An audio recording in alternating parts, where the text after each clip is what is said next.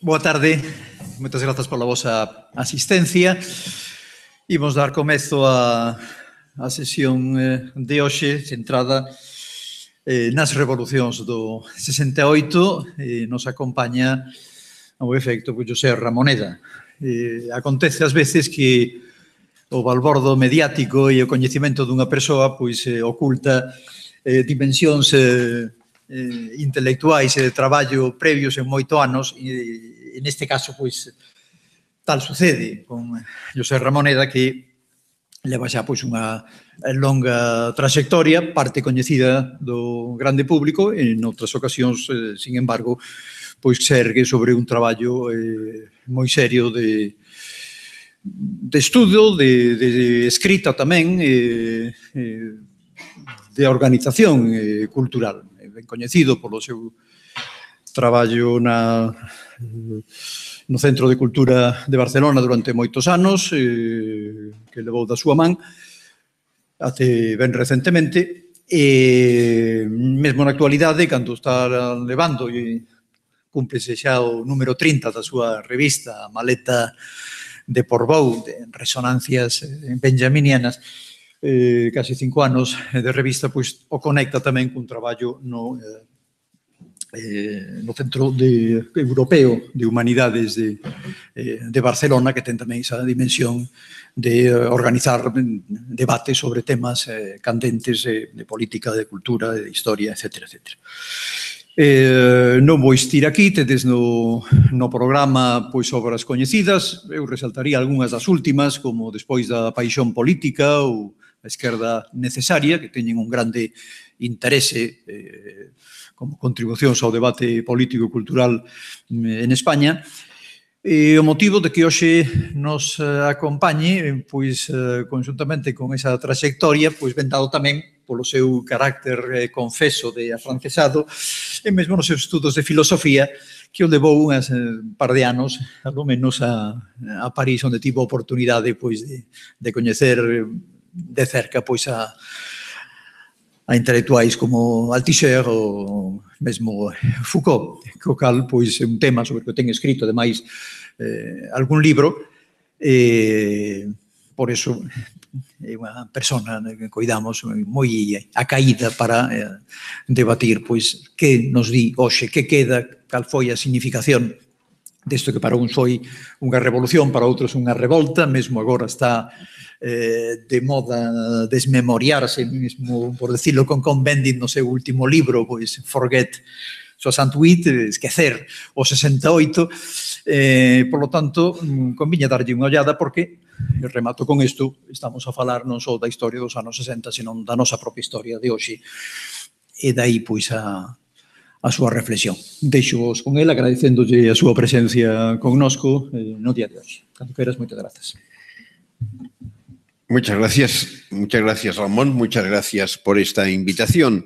Efectivamente, por mi edad, tenía 19 años en el 68 y por la condición que se me atribuye fundadamente de afrancesado, parece que el año 68 lo lleve incorporado, ¿no? Y más o menos cada 10 años se me repite esta cuestión.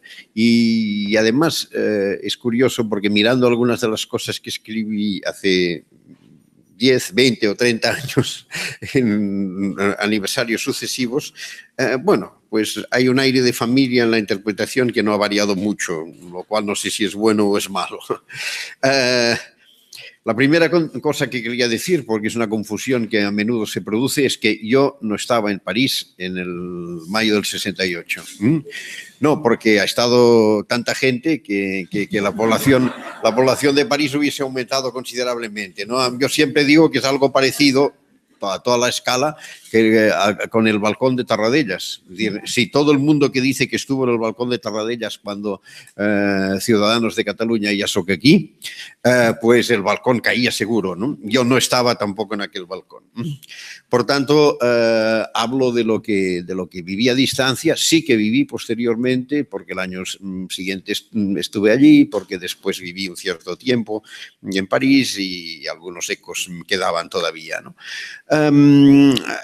Tres o cuatro cuestiones de partida que me parecen importantes, ¿no? Claro, la primera es preguntarse por qué y en qué medida puede interesar todavía el mayo 68, 50 años después, ¿eh? Y claro, cuando uno ve una encuesta reciente hecha en Francia que dice que el 39% de los jóvenes franceses de entre 18 y 34 años no han oído nunca hablar del mayo francés, pues uno empieza a pensar que quizás ya se están acabando los aniversarios del mayo francés. Pero al mismo tiempo me he dado cuenta estos días que sí que hay algo que resuena y sí que hay la sensación de que es un poco la base de mi argumentación, que explicaría un cierto reinterés por el año 68, sí que hay la sensación que cosas que están pasando en este momento, sin tener nada que ver, y no solo eso, sino siendo probablemente distintas y casi contrarias a las cosas que pasaban allí, tienen quizás un elemento en común, que es la conciencia o la toma de conciencia de que se acaba un ciclo y empieza otro. Y curiosamente, el ciclo que ahora se acaba es el que empezó en 1968. Y esto es un poco lo que intentaré de alguna manera explicar o argumentar. Dos cuestiones previas que me parecen claras o importantes. La primera es la que tú hacías referencia de revolución o revuelta. Efectivamente, yo creo que utilizar el concepto revolución no ayuda en el caso del mayo 68 y es más correcto hablar de revueltas. Claude Lefort, para mí uno de los pensadores políticos más sabios e inteligentes que he conocido, utilizaba una expresión que no está mal, que es de efervescencia revolucionaria. Sí, en cierto modo fue una efervescencia revolucionaria, si las efervescencias son lo que son, ¿no? Y después bajan, ¿no? En cualquier caso, una revolución, si entendemos como por tal un movimiento, movilización, lo que tiene como objetivo el asalto y la toma del poder, esto no lo fue nunca el 68 en ninguno de los, o apenas, ninguno es un poco exagerado, pero casi en ninguno, paradójicamente, quizás en los únicos lugares fue en África, en que el objetivo era la toma del poder. Esta me parece que es una cuestión fundamental. Hay el caso de Praga, que es un poco distinto, porque el inicio es, para decirlo así, institucional y muere institucionalmente, ¿no? Pero proyectos de movilización política con un objetivo, la conquista del poder político, no se ven en ninguna de las expresiones que tuvieron lugar en el año 68. Segunda cuestión, el carácter universal. Pocas veces ha habido tantas movilizaciones de sensibilidad parecida en tantos lugares distintos a la vez. Hay una confusión derivada de esta capacidad extraordinaria que tienen los franceses de generar productos político-culturales y venderlos al mundo, ¿no? Y parece que en el 68 solo ocurrieron cosas en Francia y en el mes de mayo de 1968. Es completamente falso. Probablemente fue uno de los episodios menos duraderos, que más efímeros, que más rápido, pero bueno. También a veces parece que solo hubo la Revolución Francesa, que la Revolución Americana y la Revolución Inglesa no existieron. Esta es la capacidad un buen negocio económico y simbólico de la vecina nación francesa, negocio que seguro que irá más teniendo a un presunto filósofo en el poder como tiene en este momento en Emmanuel Macron. Por tanto, carácter universal me parece fundamental y evidentemente no voy a repasar todos los momentos en que hubo en distintos lugares, ¿no? Pero primero, existió en los países occidentales, pero también existió en los llamados países del este. Y segundo, la lista es enormemente larga. Entre los descuidos más recurrentes, es uno de los lugares en los que pasaron más cosas. que es Estados Unidos. Porque se habla mucho del Mayo francés. Se habla también un poco de los movimientos alemanes, sobre todo en Berlín, que tuvieron la figura de Rudi Dutschke y el atentado que sufrió como figura destacada. Se habla también un poco de lo que ocurrió en Italia, aunque tanto en el caso de Alemania como en el caso de Italia, todo esto probablemente es resultado de las consecuencias que tuvo después, a las que me referiré más tarde. Se habla a veces de los movimientos contraculturales en Berkeley, que ya venían de un poco más lejos. Se habla evidentemente del caso mexicano, que culminó con la terrible matanza a la Plaza de las Tres Culturas, unas semanas antes de la inauguración de los Juegos Olímpicos de México, ¿no?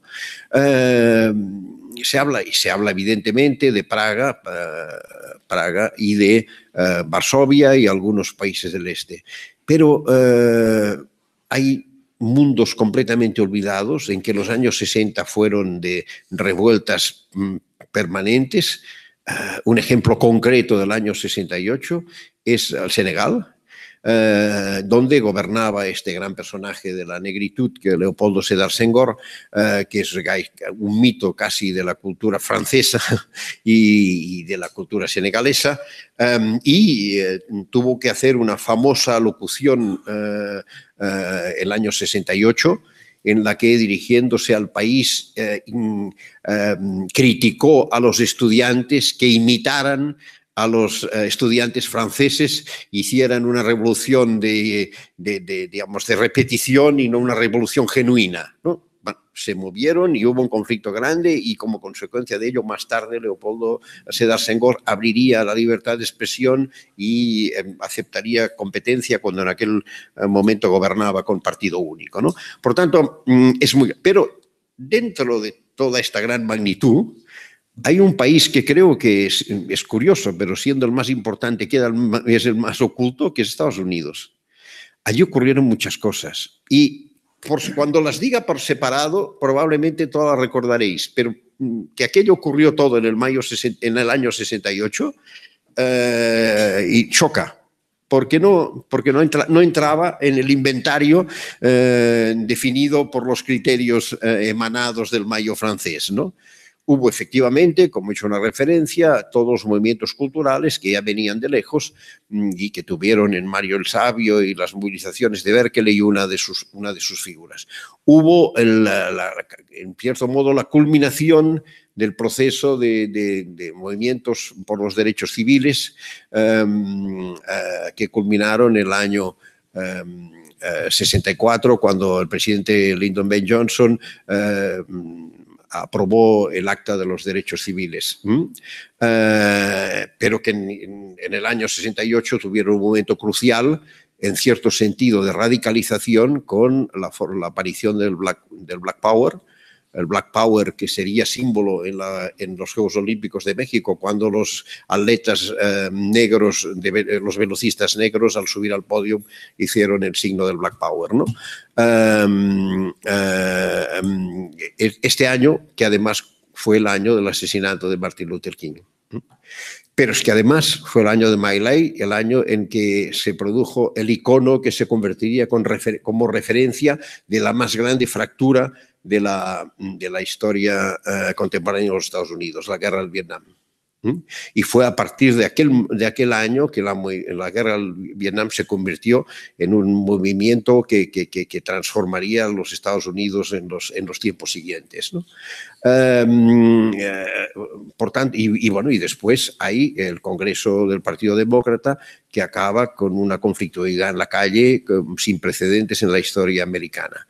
Es decir, que incluso en Estados Unidos fue un año de una potencia, para decirlo así, extraordinaria. ¿Qué sentido tiene esta universalidad?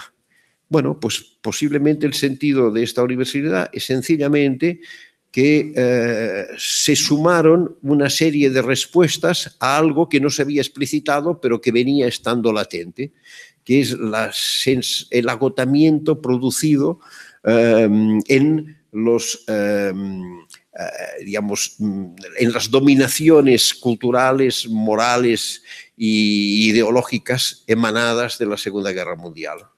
Es decir, se habían construido unas sociedades en algunos lugares armónicas e invidiables, como en la Europa de la posguerra, las llamadas 30 gloriosas, con unas tasas de crecimiento y desarrollo económico magníficos y unos niveles de igualdad probablemente sin precedentes en la historia de la humanidad y difícilmente repetibles, pero al mismo tiempo se había generado como una especie de peso sobre la sociedad y sobre las nuevas generaciones que provocó un rechazo especialmente de los modos, costumbres, modelos. Brodel, el historiador Brodel, dijo algo que me parece muy oportuno. Fue una revolución cultural porque atacó a los tres ámbitos principales de la cultura: la familia, los medios de comunicación y la enseñanza. Y esto es bastante generalizado y vale bastante, es un denominador común grande. Pero el otro denominador común grande, importante, es la aparición de un nuevo sujeto político, que es el motor del 68, que es la juventud. Los jóvenes como sujeto político, una edad, la juventud como nuevo sujeto político. ¿Por qué? Pues porque se daban las condiciones, la esperanza de vida daba las condiciones para que esto fuera posible. ¿Qué quiero decir con esto? Que si te mueres a los 45 años, si la esperanza de vida está en los 45 años, hablar de juventud no quiere decir nada, no existe. Es decir, pasa sin solución de continuidad de la edad infantil a la edad adulta, como quien dice. Estoy hablando así rápido, pero que a partir de un momento, cuando empieza a extenderse la esperanza de vida, se va creando un espacio de edad, que es un espacio de formación y que es un espacio de proyección, de puesta en marcha, que ya no es así de golpe, sino que va haciendo recorrido y se va haciendo extenso, y que tiene una dimensión que se verá inmediatamente después de este año consecuencia, que es la masificación de la universidad, entre otras cosas. En este momento aparece la juventud, se constituye como sujeto político, y es un año de revueltas protagonizadas o arrancadas, después se puede incorporar otra gente, arrancadas por movimientos estudiantiles y sectores jóvenes de la sociedad, en todas partes. También en el caso de los países del este, donde, por ejemplo, en Varsovia, parece que el origen de las movilizaciones,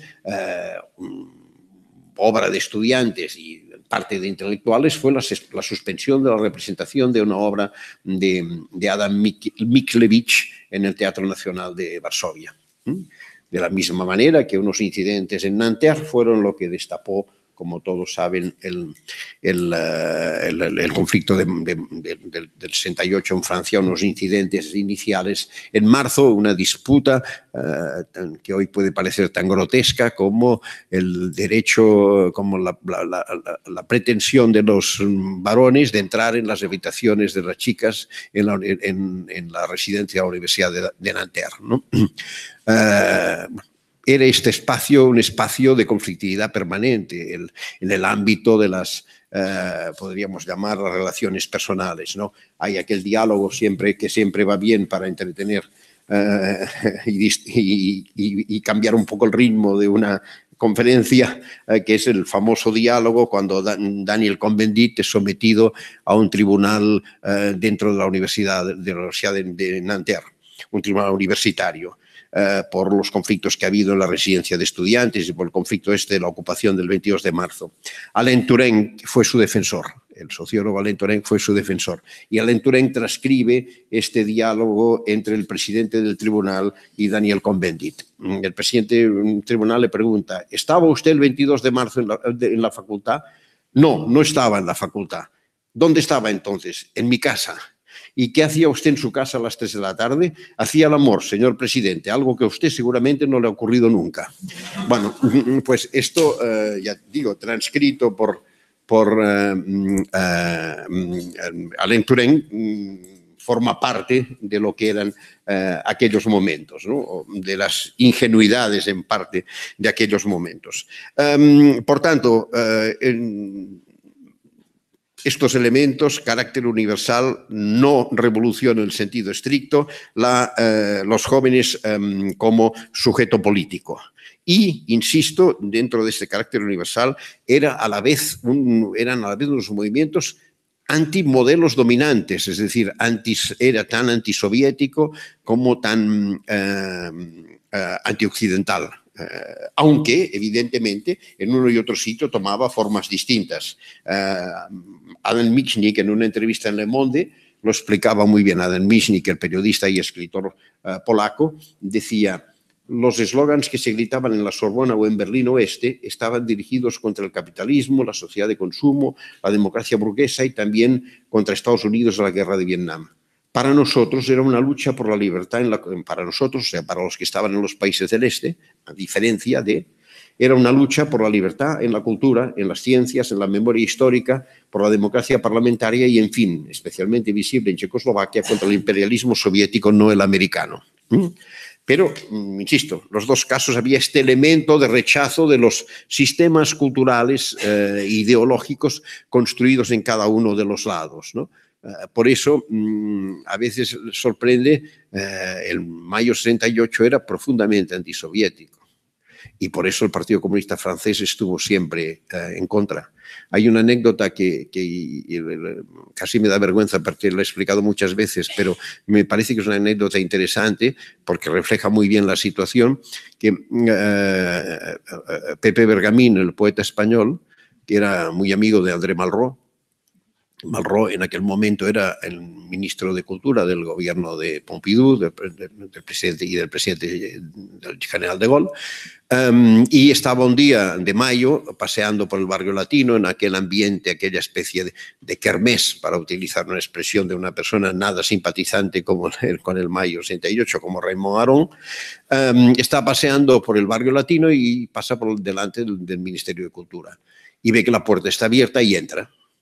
Y entra y va avanzando y nadie le impide pasar, sigue y llega hasta la puerta del despacho del ministro sin que nadie le interrumpa. Y la puerta del despacho del ministro está abierta y Bergamín entra y se levanta Malraux, excitado, aquella especie de nervio que tenía siempre, le da un gran abrazo y le dice: José, eres mal con el Partido Comunista. Felizmente tenemos el Partido Comunista. Me contó después André Luxman, que él estaba en el 68 en el bando trotskista, que Raymond Aron, su maestro, le dijo esta misma frase por aquellos mismos días. Y en fin, los hechos lo confirman. Cuando los comunistas se dan cuenta de la dimensión de la movilización del 68, se apuntan y convocan la famosa manifestación del 13 de marzo y la manifestación con la incorporación de las bases obreras del Partido Comunista a través del sindicato, de la CGT, es un éxito extraordinario en París y en toda Francia. Y poco después se ponen a negociar los acuerdos de Grenelle y de algún modo rompen el mayo 68 y efectivamente, felizmente, que había el Partido Comunista. La sentencia de Malraux quedaba ratificada. Por tanto, pues estas características me parece que son importantes de tener en cuenta.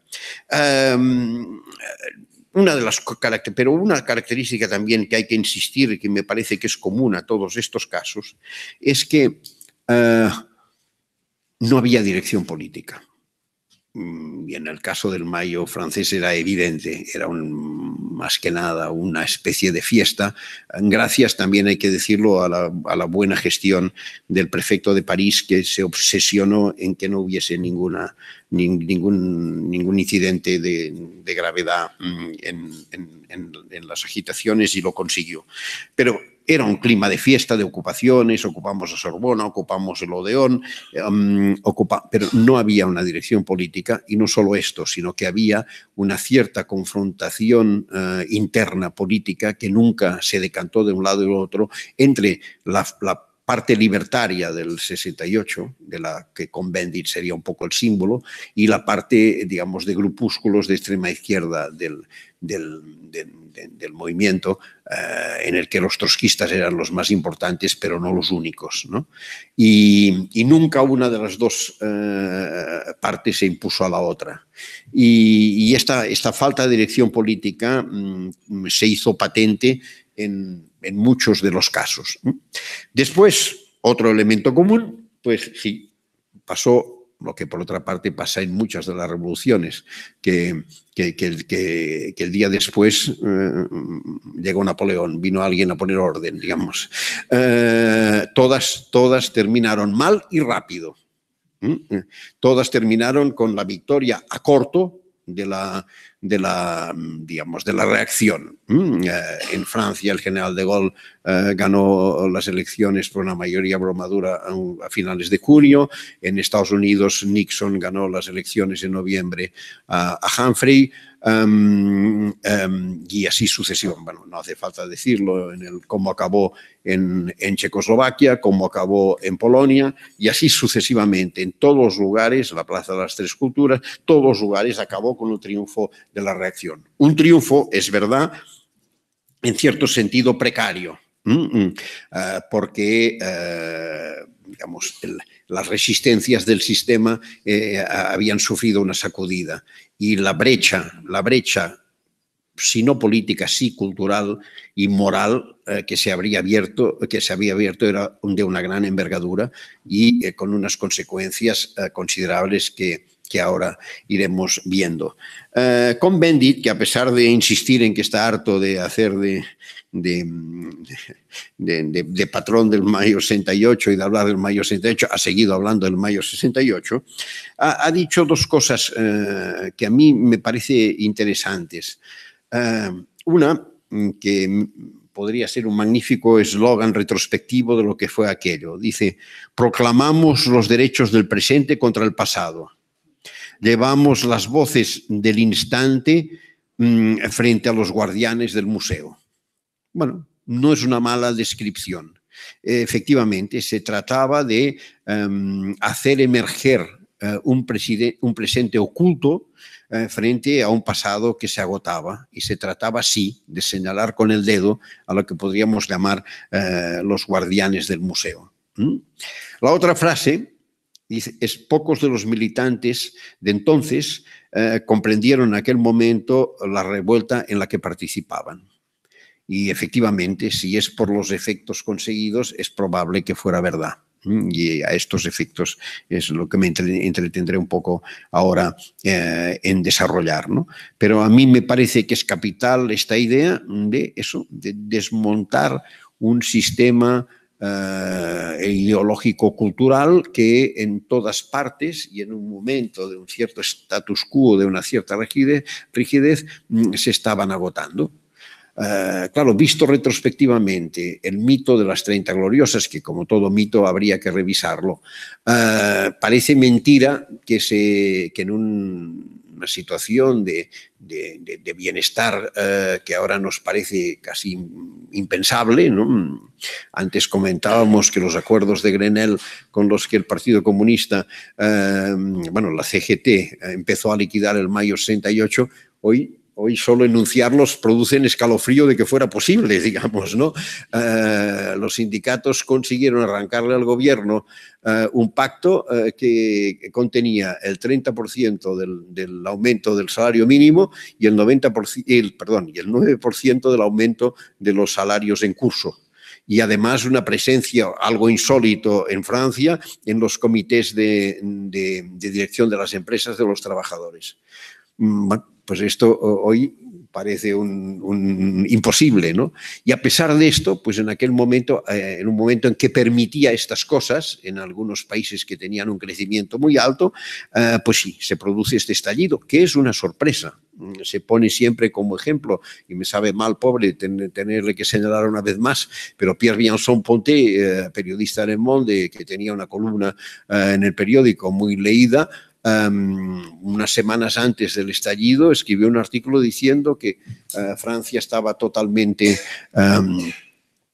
apagada, totalmente aplastada, que durante mucho tiempo no pasaría nada, que se había instalado una especie de bienestar acrítico, que no, pues bueno, la vida da sorpresas, ¿no? Y el estallido fue grande. También es verdad que después se confirmó lo que algunos ideólogos de la época, como Daniel Bello, como Herbert Marcuse, habían anunciado, que era la enorme capacidad del capitalismo de integrar todo aquello que le disputa o que le pone en cuestión, ¿no?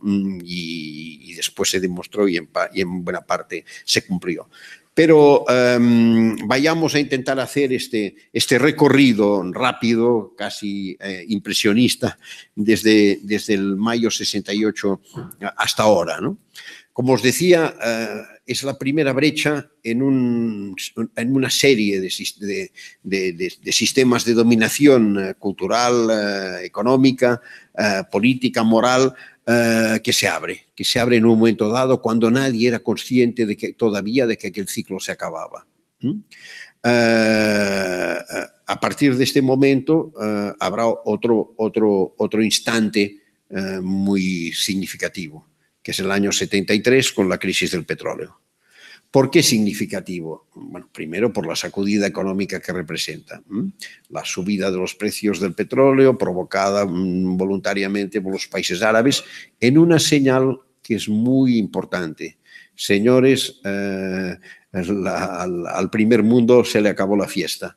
Ya no tendrán nunca más el monopolio del consumo de la energía y por tanto la capacidad de marcar ustedes y definir los precios. Aquí estamos nosotros también y empezamos a conocer las armas. Y este es el momento en que lo que era una crisis, digamos, cultural y moral, a través de la cual pasarían toda una serie de derechos civiles y personales de los que ahora en parte se han consolidado bastantes, pasaba a ser ya una crisis económica y como consecuencia la abertura de una crisis, para decirlo así, sistémica. El 73 podríamos decir, es cuando el principio de realidad rectifica lo que había apuntado el imaginario del 68, que aquello ya no funcionaba. El salto siguiente será evidentemente el acceso al poder a partir del 79 de lo que después, que primero se llamó neoconservadores y después se ha llamado neoliberales. 1969, dos hechos para el recuerdo. Jean-François Lyotard publica La condición postmoderna y Margaret Thatcher llega al poder en Inglaterra. Preludio de la llegada al poder de Ronald Reagan.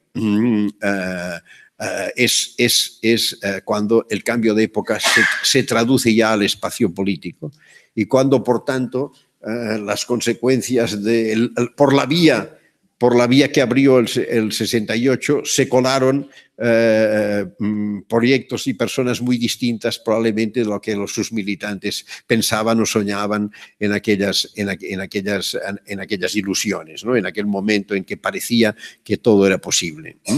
Porque puede ser que sea una melancolía de juventud, de viejo que hace melancolía sobre su juventud, pero es verdad que en los años 60, yo personalmente, y no sé, los que tenéis edades parecidas a la mía, si compartís esta sensación, es la única época que he tenido, que he percibido en la sociedad como si hubiese la idea de que el happy end era posible. Empezó con una coincidencia extraña, la entrada de Fidel Castro en La Habana, la llegada de Juan XXIII al Vaticano, la llegada de John Kennedy a la presidencia de Estados Unidos y la llegada de Nikita Khrushchev a la Secretaría General de la URSS, que pareció que allí había algo que cambiaba de verdad, después se vio enseguida que cambiaba poco, y culminó con esta especie de ilusión de que todo era posible, de la que el 68 es representativo, ¿no? Bueno, un espejismo de estos que regala de vez en cuando la historia. Pero, insisto, estábamos en el 73 y en el 79 con la llegada de Margaret Thatcher al poder. No olvidemos una frase emblemática de Margaret Thatcher, uno de los principios que dirigían a Margaret Thatcher es la sociedad no existe, solo existen los individuos. Esto es una frase de Margaret Thatcher canónica, el principio doctrinal, digamos, ¿no? Bueno, pues efectivamente, por la vía de la liberación de los derechos individuales se había colado lo que algunos convirtieron en una crítica de la sociedad como espacio común, crítica de la idea de lo comunitario. Y por aquí se coló el Homo economicus, que después sería el eje ideológico del neoliberalismo. 73, 79 y la culminación de la idea de que del triunfo de la democracia liberal, la caída de los sistemas de tipo soviético en 1989, que da lugar a la fabulación de la fantasía del fin de la historia, el famoso libro de Francis Fukuyama, como si la previsión o la premonición de Karl Marx de que después de la etapa comunista entraríamos en una etapa en que ya la política ya no sería necesaria, sino solo la administración de las cosas, se hubiese completado por una vía absolutamente distinta y el triunfo del liberalismo fuera universal y afuera de duda. La historia es resistente, la historia no se deja enternecer fácilmente y pronto el mito del fin de la historia se desmontó. Primero fue las guerras de los Balcanes y después, y sobre todo por su carácter icónico, el 11 de septiembre de 2001. El 11 de septiembre de 2001, Estados Unidos era el imperio que dominó el siglo XX, que había hecho todas las guerras fuera de su territorio, que había tenido siempre su territorio protegido, se ve atacado en su propia casa y además se ve atacado de una forma con un icono de la sociedad espectáculo, ¿no? El músico Stockhausen dijo que algo que es un poco, digamos, que resulta difícil de aguantar, que el ataque a las Torres Gemelas era uno de los mayores espectáculos del mundo estéticamente hablando. Le costó muchas críticas y en parte fundadas, pero sí que tenía razón que colocado en la sociedad de espectáculo era de una potencia absolutamente inaudita, ¿no? A partir de aquel momento entramos en estos extraños veintitantos años anteriores a los nuestros que culminan con esta especie de locura nihilista, que es la creencia de que todo es posible, de que no hay límites a los beneficios, que no hay límites al endeudamiento, que cualquiera de nosotros puede pillar una hipoteca ya no solo por el valor de la casa que piensa construirse o comprar, sino por los muebles que quiera poner dentro y todo lo que se quiera comprar y bueno, y esta burbuja, esta fantasía de que no hay límites, esta fantasía nihilista que llegó a que algún economista ilustre como Robert Lucas llegara a decir que los ciclos del capitalismo se habían terminado y que todo esto sería ya una línea ascendente, pues estallan en la crisis de 2008 y todo el cuento se va al carajo. Y estamos ¿ante qué? Ante una crisis de legitimidad del sistema cultural vigente, de la hegemonía ideológica cultural vigente y una crisis de gobernanza. El sistema constituido durante estos años deja de ser eficiente y sus elementos más característicos, especialmente en el espacio que tenemos más cercano, los sistemas bipartidistas europeos de pronto parecen ineficaces y empiezan a ser cuestionados de diversas maneras. ¿Y qué se produce? Bueno, pues otra revuelta de amplia extensión, especialmente del primer mundo en este caso, en el que ocurren una serie de fenómenos que tienen muy poco en común en sí, mucho menos que el que tenían los del 68, pero que expresan una misma cosa, el agotamiento de un modelo de hegemonía y de gobernanza.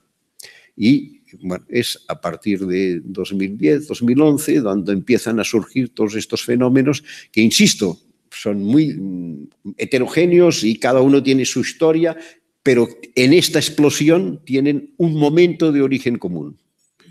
Y ahí está el Brexit, y allí está los Grillini, y allí está Podemos, y allí está la France Insoumise, y allí está el independentismo catalán, y allí está Trump, y allí está Syriza, y allí está toda la larga lista que queréis poner, que son muchos en este momento sobre la mesa, incluso un caso singular como el de Macron, aunque después, digamos, se afane a cumplir con los ritos de integración que el sistema económico exige, ¿no?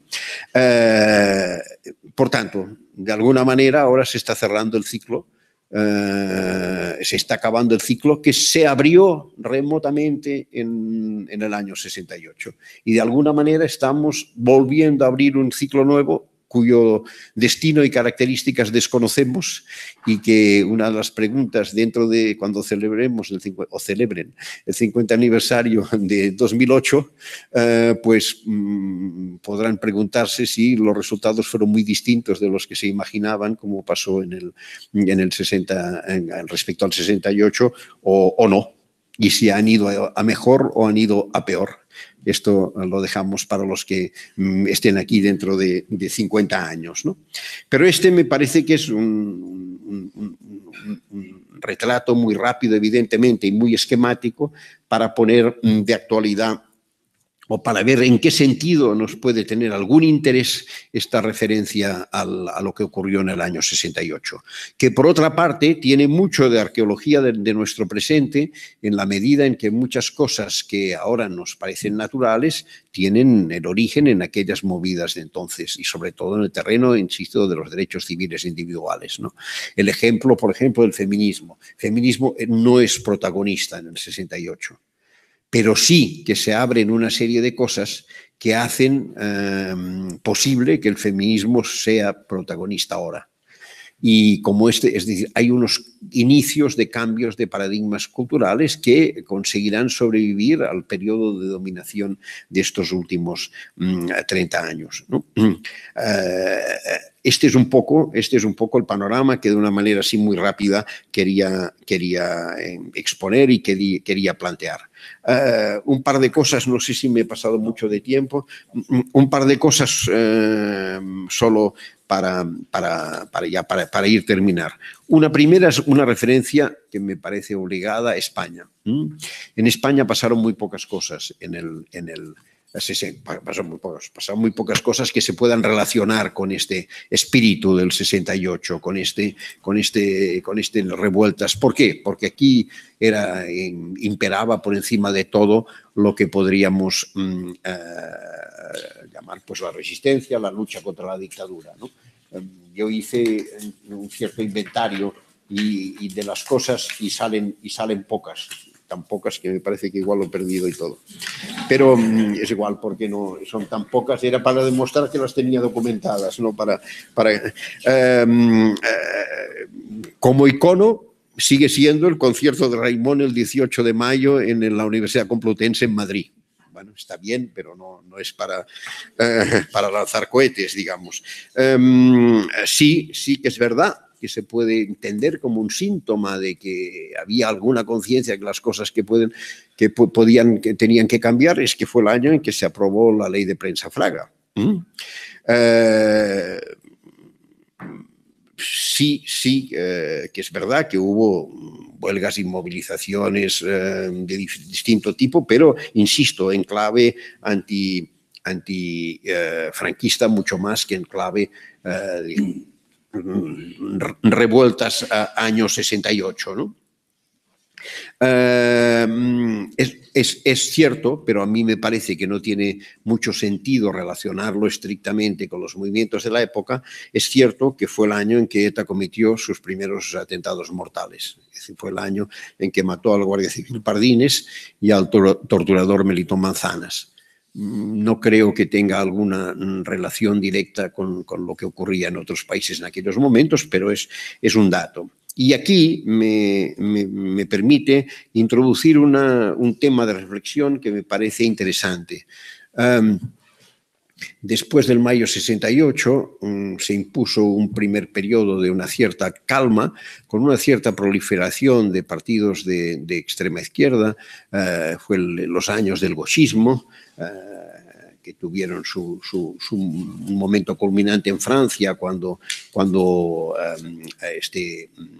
Sartre fue detenido distribuyendo números de la Cause du Peuple, el periódico de los maoístas, y fue inmediatamente liberado porque el general de Gaulle dijo aquella frase memorable de «On peut pas condamner Voltaire», no se puede condenar a Voltaire. Pero en esta movida y en esta discusión se introdujo un elemento importante y complicado, ¿no? Que es el debate sobre la violencia, sobre el uso o no de la violencia. Este debate en Francia duró muy poco. Y Acción Directa, que era la fórmula, apenas hizo unas muy pocas acciones y nunca fue un fenómeno importante. En cambio, este debate marcó mucho a Alemania y a Italia. Alemania con la Baader-Meinhof y sobre todo Italia, donde en una situación de crisis muy complicada de este sistema tan complejo que era el equilibrio democracia cristiana, Partido Comunista con el Vaticano y las mafias moviéndose por detrás, produjo una crisis en los años de plomo moral y políticamente muy complicada, en la que posiblemente hay algunas de las causas de esta especie de empanada mental en las que llevan metida la política italiana desde hace bastante tiempo, ¿no? Pero esto sería un tema para entrar en más detalle, ¿no? Volviendo aquí, lo único que hubo sí es algunas consecuencias, sobre todo posteriores, de imitación o copia de lo que había pasado en otros lugares, ¿no? Fue un tiempo en que se habló bastante de la contracultura y se publicaron libros y hubo una cierta admiración por la contracultura americana. Fue un tiempo en que algunos que habían vivido el mayo 68 en Francia vinieron aquí y se crearon algunas organizaciones políticas. La más conocida, o por lo menos me lo parece, porque yo milité en ella, es Bandera Roja, que acabaría fusionándose con el SUC y con el Partido Comunista. Y sí, fueron años en que primero en unos niveles un poco elitistas, tipo Gauche Divine y cosas de estas, se fueron introduciendo nuevas costumbres, la liberalización sexual, etcétera, etcétera, en las sociedades, ¿no? Y es evidente que fue también cuando Franco, digamos, induido por el alcalde de Benidorm, Pedro Zaragoza, empezó a utilizar el bikini en las playas españolas, y esto tuvo algún peso en los cambios y en la evolución de las costumbres, ¿no? Por tanto, no fue España un territorio especialmente marcado por el mayo 68, entre otras cosas porque, insisto, aquí había otras prioridades, a pesar de la conciencia de que empezaba a emerger la conciencia de que la distancia entre la superestructura política y la sociedad civil empezaba a ser tan grande que habría algún momento que esto podía desajustarse. Y me parece que lo dejo aquí, y a partir de aquí, pues no sé, hablamos o lo estiramos en la dirección que vosotros queráis. Muchas gracias.